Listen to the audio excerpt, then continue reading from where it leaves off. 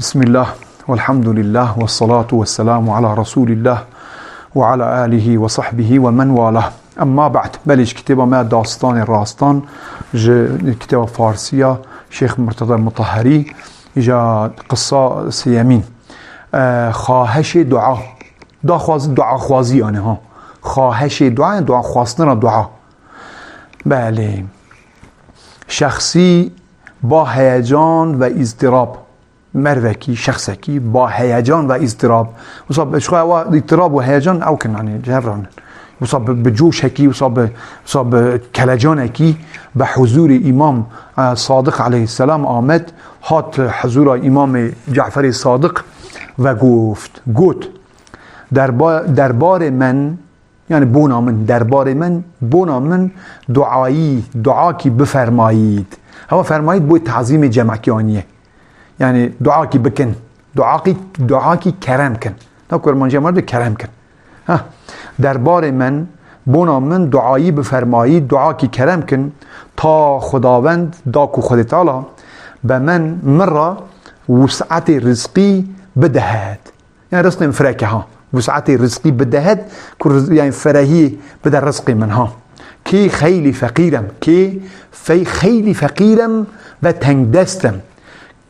یعنی کی یعنی کی بوی تحلیلش دی کی خیلی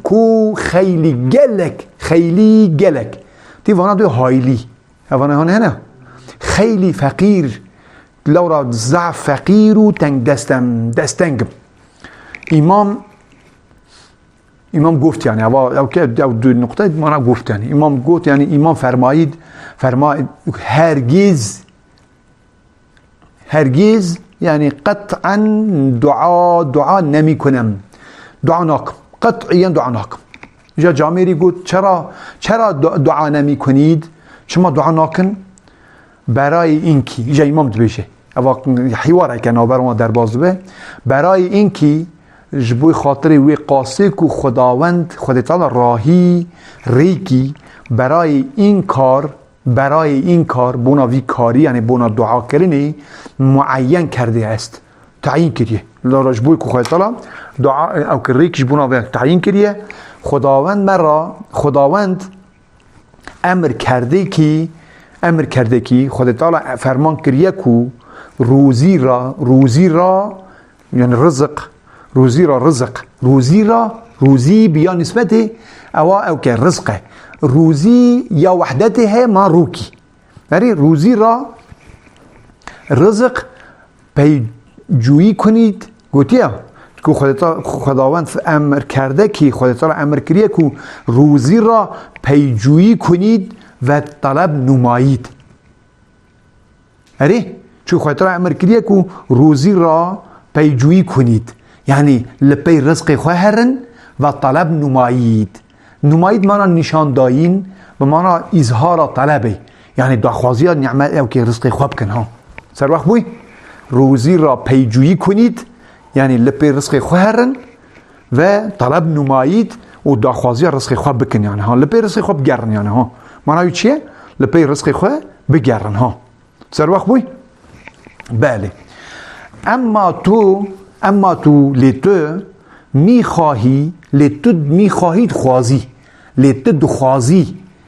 در خانه خود، تو خوازی مال خدا بنشینی، تو خوازی مال خدا رونی و با دعا روزی را رزق به خانه خود، تو خوازی به دعا و رزق چی بکی به خانه خود بکشانی.